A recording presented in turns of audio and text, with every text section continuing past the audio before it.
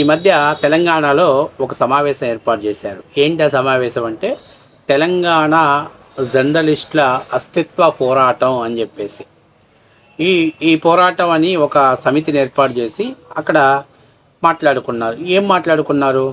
చంద్రబాబు నాయుడు మా తెలంగాణ జర్నలిస్టుతో మీకేం పని, మా వాళ్ళని మీరు ఎందుకు అరెస్ట్ చేస్తున్నారు, అరెస్ట్ చేస్తే బీ కేర్ఫుల్, ఖబర్దార్, మేమంటే ఏంటో చూపిస్తామని కొంతమంది లల్లాయి గాళ్ళు లొట్ట పీసుగాళ్ళు అంతా ఆడ కూర్చొని బారాబందీ కమ్మంగా భోజనాలు పెడితే తినేసి మాట్లాడిపోయారు.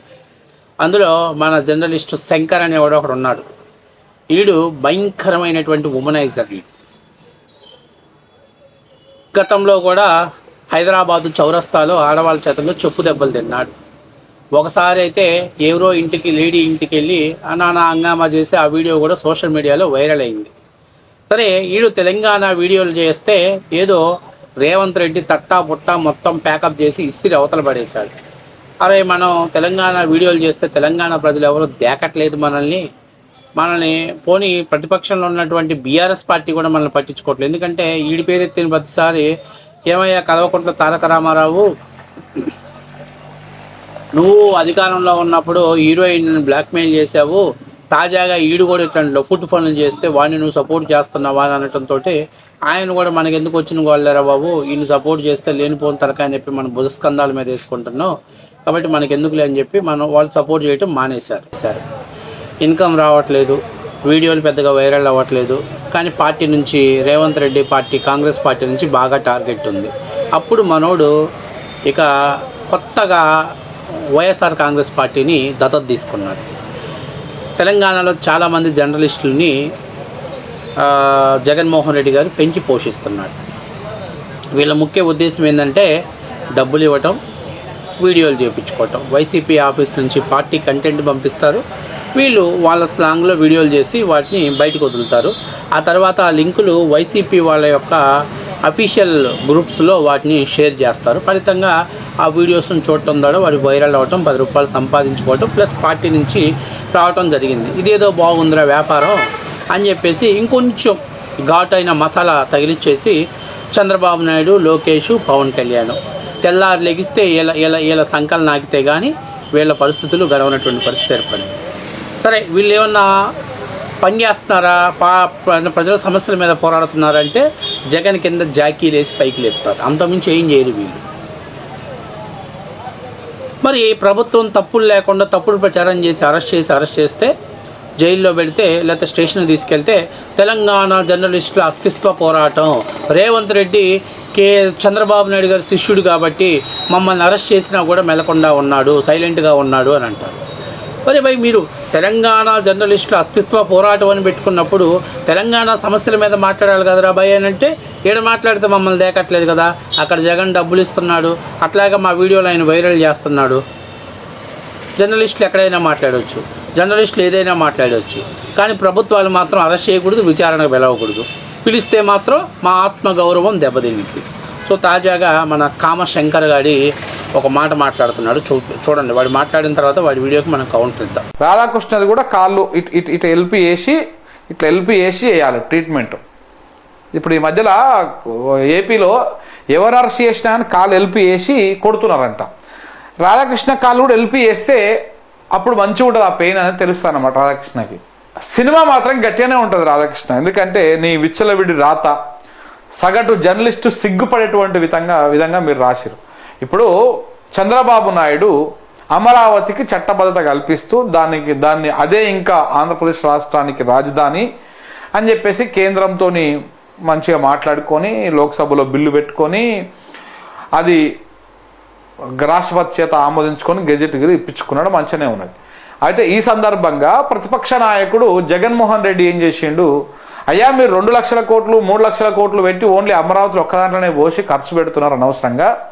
అట్లా కాకుండా ఆ చుట్టుపక్కల ఉన్నటువంటి జిల్లాలు ఏవైతున్నాయో మచిలీపట్నం కావచ్చు, గుంటూరు కావచ్చు, ఈ 3-4 జిల్లాల నుంచి కలిపి ఈ ప్రాంతాలను తీసుకొని మీరు ఒక కారిడార్ లెక్క ఏర్పాటు చేస్తే జస్ట్ 20-30 వేల కోట్లతోనే అద్భుతంగా డెవలప్మెంట్ అయిపోతుంది.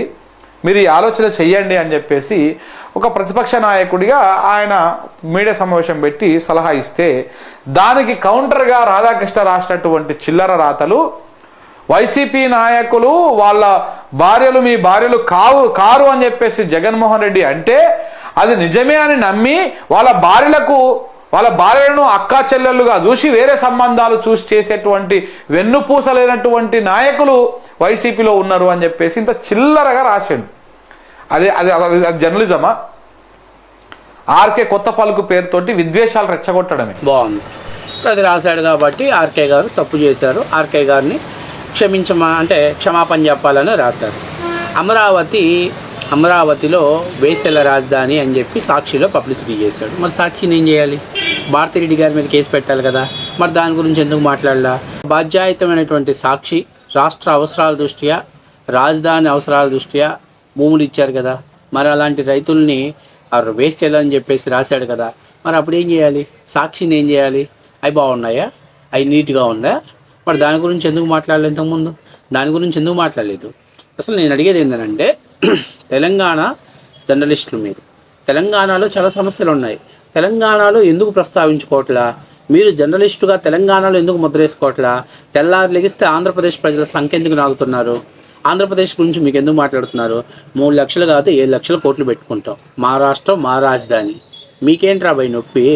మిమ్మల్ని ఎవరు అడిగారా? మీరేమన్నా దానం చేశారా? మీరేమన్నా మాకేమన్నా రాజధాని కోసం ఏమైనా రూపాయలు ఖర్చు పెట్టారా? ఏందిరా భయ్ మీ నొప్పి? ఏంది మీ లొల్లి?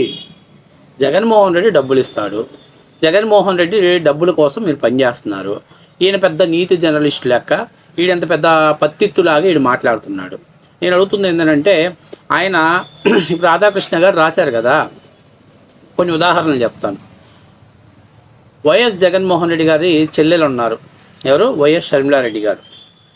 2012 జగన్మోహన్ రెడ్డి అరెస్ట్ అయ్యి జైల్లోకి వెళ్ళిన తర్వాత అన్న వదిలిన బాణం వైఎస్ షర్మిలారెడ్డి అన్నారు. 19 దాకా వైఎస్ షర్మిలారెడ్డి అన్నారు. తర్వాత అన్నకు రివర్స్ అయిన బాణం అప్పుడేమన్నారు? మేర్సుపల్లి షర్మిలా శాస్త్రి అని. నిన్నటిదాకా ఆ అన్న వదిలిన బాణమే కదరా వైఎస్ షర్మిలారెడ్డి. మరి ఆ రోజు నుంచి అన్న వదిలిన బాణం మేర్సుమల్లి షర్మిలా శాస్త్రి అనొచ్చు కదా. ఆ రోజు రెడ్డి అయినటువంటి వ్యక్తి జగన్మోహన్ రెడ్డికి వ్యతిరేకమైన శాస్త్రి ఎలాగైంది? అంటే జగన్మోహన్ రెడ్డి గారు చెప్తే మీరు మార్చేశారుగా, రెడ్డిని కాస్త శాస్త్రిగా మార్చేశారుగా, రాజశేఖర రెడ్డి కూతురుని కాస్త రాజశేఖర రెడ్డికి పుట్టలేదన్నారుగా. మరి దాని మీద ఏం మాట్లాడవేరా? దాని మీద జర్నలిజం చేయవారా బ్రోకర్? దాని మీద మాట్లాడవా? దాని గురించి జర్నలిజం చేయవా? రెడ్డిని శాస్త్రి చేశారు, బ్రహ్మాండంగా ఉంది. అప్పుడు దాకా ఆమె ఆడపిల్ల రాజశేఖర రెడ్డి కుమార్తె కాస్త అనిల్ భారీగా గుర్తొచ్చింది. మరి మార్చేశారు కదా. సరే, అది పక్కన పెట్టేసి 2014కి 16లో అసెంబ్లీలో ప్రాంతాల మధ్య స్విచ్ పెట్టడం నాకు ఇష్టం లేదు, మీరు ఎక్కడైనా రాజధాని దీన్ని 33,000 ఎకరాలు కావాలన్నాడు. ఆ 33,000 ఎకరాలు ల్యాండ్ యాక్విజిషన్ చేసిన తర్వాత 1000 ఎకరాలు చాలు రాజధాని కట్ట. అరే 33,000 ఎకరాలు నువ్వు అడిగావు, 1000 ఎకరాలు ఏందో మళ్ళీ అంటావేంటి? 1000 ఎకరాల్లో కట్టుకోవచ్చు అంటావేంటి? మార్చేశాడా? 33,000 ఎకరాలు కావాలని ఆయన అన్నాడు. ఆ ల్యాండ్ జరిగిన తర్వాత మళ్ళీ 1000 ఎకరం అన్నాడు. 2019 ముందు నేను ఎక్కడే ఇల్లు కట్టుకున్నా, నాకు ఎక్కడే ఇల్లు ఉంది, నేను ఇక్కడే రాజధాని కడతా, చంద్రబాబు నాయుడు 5,000 కోట్లు పెట్టాడు, నేను వస్తే 15,000 కోట్లు పెడతానన్నాడు. ఏం చేశాడు? మరి ఆ రోజు ఆ మాట చెప్పాడుగా, మరి ఓట్లు వేయించుకున్నాడుగా, ముఖ్యమంత్రి అయ్యాడుగా. మరి 3 ప్రాంతాలు అభివృద్ధి చెందాలి అని డిసెంబర్ 2019లో ఒక దక్షిణాఫ్రికా మోడల్ని తీసుకొస్తాను అన్నాడు. తర్వాత 2020 జూలైలో బిల్లు తీసుకొచ్చి శాసనసభలో పెట్టాడు. మరి ఎన్నికల ముందు నువ్వు చెప్పలేదే 3 ప్రాంతాలు అభివృద్ధి చెందాలి, నాకు 3 ప్రాంతాలు ఒకటే 3 రాజధానులు తీసుకొస్తారని ఎన్నికల్లో ముందు చెప్పాలి కదా. మాట మార్చాడా? మరి అప్పుడు దాకా వైసీపీ నాయకులంతా ఇక్కడే రాజధాని ఉంటుంది, జగన్ ఇక్కడే ఇల్లు కట్టుకున్నాడు అని అన్నాడు. సరే ఓకే, మరి 3 రాజధానులు అంటే 3 ప్రాంతాలు అభివృద్ధి చెందాలి అని అన్నారు. దానికి కూడా అందరూ వైసీపీ నాయకులంతా అదే చెప్పారు కదా, 3 ప్రాంతాలు అభివృద్ధి చెందాలి, మరి ఇక్కడే ఇల్లు కట్టుకున్నాడని చెప్పింది వాళ్ళే, మళ్ళీ 10,000 కోట్లు ఖర్చు పెడతామన్నది వాళ్ళే. ఉమ్మారెడ్డి వెంకటేశ్వర రెడ్డి, ఆర్కే రోజా, ఇక ఆళ్ళ రామకృష్ణారెడ్డి అయితే అబ్బో కమల్ హాసన్, నేను జగనన్నతో మాట్లాడతా, జగనన్న నేను ఒప్పిస్తా, జగనన్న నా గుండెకాయ అని అన్నాడు. తర్వాత ఎన్నికలు వేసిన తర్వాత వాళ్ళు భూములు ఊరికే ఇవ్వలేదని మాట మార్చేశారు. అంటే మార్చేసారా జగన్మోహన్ రెడ్డి కోసం? మళ్ళీ 3 రాజధాని ట్రాప్లోకి వచ్చేసారా? మరి ముందు రాజధాని అమరావతి అన్నారు కదా, మళ్ళీ ఎందుకు మార్చారు? అయిపోయింది, పక్కన పెట్టేసి. ఇక అది అమరావతి కాదు, భ్రమరావతి, కమరావతి, నాయన ఇంకా ఇన్ని మార్చేసారులే అని పక్కన పెట్టేస్తే చివరికి 3 రాజధానులు 2024 ఎలక్షన్స్కి వెళ్ళారు. ఆంధ్రప్రదేశ్ ప్రజలు చెప్పుకు పెంట రాసి కొట్టారు. వీడు విర్రవీగుతున్నాడు కదా అని ఆ మధ్యలో 5 లేపేశారు. వైనాట్ 175 అని అంటే ఆ మధ్యలో 5 లేపేశారు. 11 సీట్లు వచ్చాయి. 11 సీట్లు వచ్చిన తర్వాత ఈరోజు చంద్రబాబు నాయుడు గారు ఇప్పుడు అమరావతి ఒకే రాజధాని అని చంద్రబాబు నాయుడు ఎన్నికలకు పోయాడు. మీరు 3 రాజధానులతో ఎన్నికలకు పోయారు.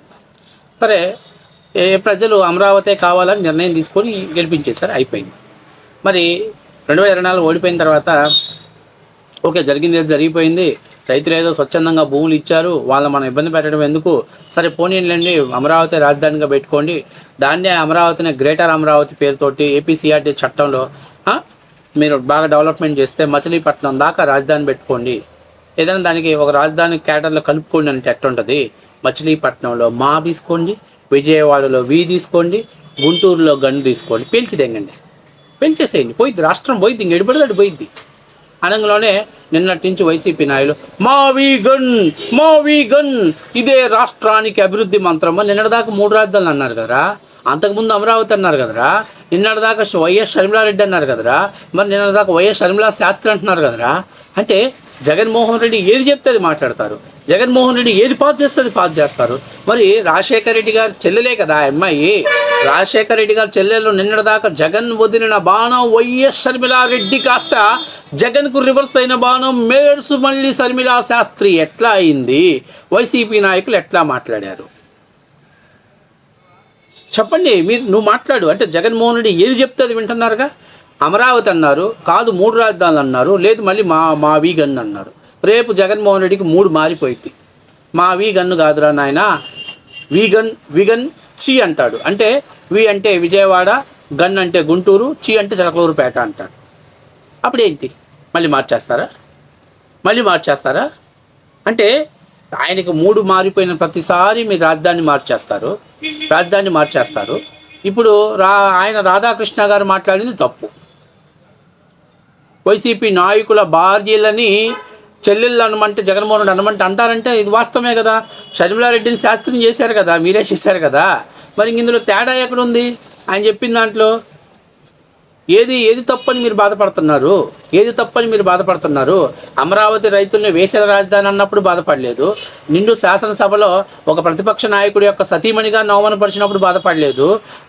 అట్లాగే ఒక ప్రతిపక్ష నాయకుడి పవన్ కళ్యాణ్ గారు 3 పెళ్ళిళ్ళు చేసుకుంటాడు, 3 రాజధానులు నేనంటాను, ఆయన 3 పెళ్ళిళ్ళు అంటాడు, నేషనల్, స్టేటు, నేషనల్, ఇంటర్నేషనల్ అని అంటారు, అన్నప్పుడు బాధపడలేదు. కానీ ఈరోజు మాత్రం ఇలా నిర్ణయాలు తీసుకుంటున్నారు మీరంటే బాధ వచ్చేసింది. రాధాకృష్ణ గారి కాళ్ళు పంగ చేల్చాలి. మరి నిన్నేం చేయాలరా? ఆంధ్రప్రదేశ్లో ఇంకోటి ఉంది తెలుసా, నీకు తెలుసో తెలియదో, ఆడపిల్లల మీద అత్యాచారాలు చేస్తే మరుసటి రోజు చెరువుల్లో శవాలు అయితే వెళ్తున్నారు. బీ కేర్ఫుల్, చాలా జాగ్రత్తగా ఉండి. అసలే నువ్వు అసలే ఆడది కనపడితే రాంబాబు లెక్కన కన్నైనా చేయాలి, కడుపన్నా చేయాలనే టైపు. ఎక్కడన్నా పొరపాటున ఆంధ్రప్రదేశ్లో ఎవరైనా టచ్ చేసావనుకో, తెల్లారిన తర్వాత ఎక్కడో చోట శవం అయితే వెళ్తాం. మళ్ళీ తెలంగాణ జర్నలిస్టులు అస్తిత్వ పోరాటం అని పెట్టుకున్న ప్రయోజనం ఉండదు. కాబట్టి నేను చెప్పేది ఏంటంటే, బ్రోకర్, నీకు సంబంధం లేని విషయాలు. పతివత పాయసం వండితే తెల్లారిన దాకా చల్లారలేదంట. కాబట్టి మీ రాష్ట్రాల్లో మీరు చేసుకోండి, మీ బాధలు ఏదో మీరు పడండి, మీ డెవలప్మెంట్ ఏదో మీరు చూసుకోండి, మీ ప్రజల సమస్యల మీద మీరు పోరాడండి. ఇక్కడ మాకు చాలామంది జగన్మోహన్ రెడ్డి సంకనాకేటువంటి వాళ్ళు చాలామంది ఉన్నారు. ఇక కొత్తగా ఈ టీమ్స్ అన్నిటిని తీసుకొచ్చి మా మీద బలవంతం చేయాల్సిన పని లేదు.